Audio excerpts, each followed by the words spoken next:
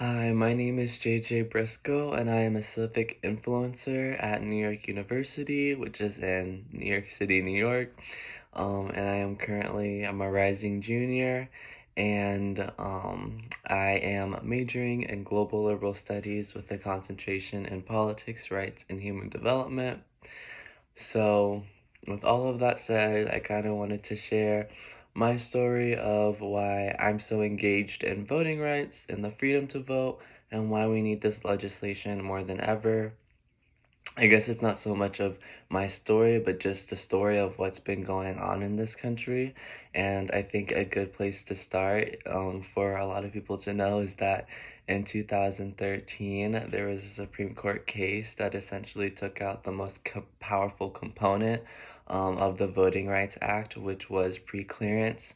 And I think this is something that, a lot of people need to know, but now the federal government no longer has the authority to pre-clear any changes that states make to their election laws that also have a history of one, to be racist in elections, a history of judging people based off the color of their skin when they're trying to vote.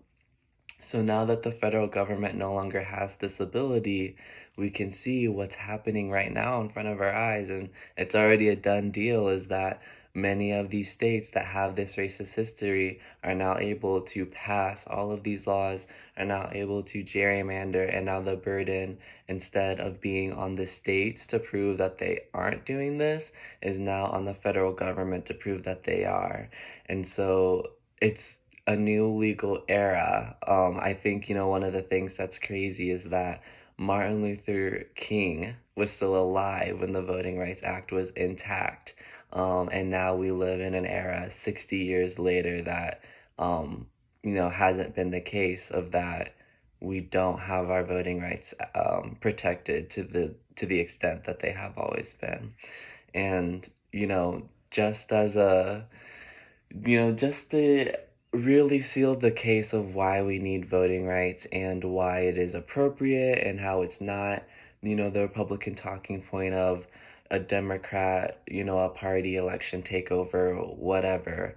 You can actually see in the Constitution, since Republicans love the Constitution so much, um, it's in Article 1, Section 4.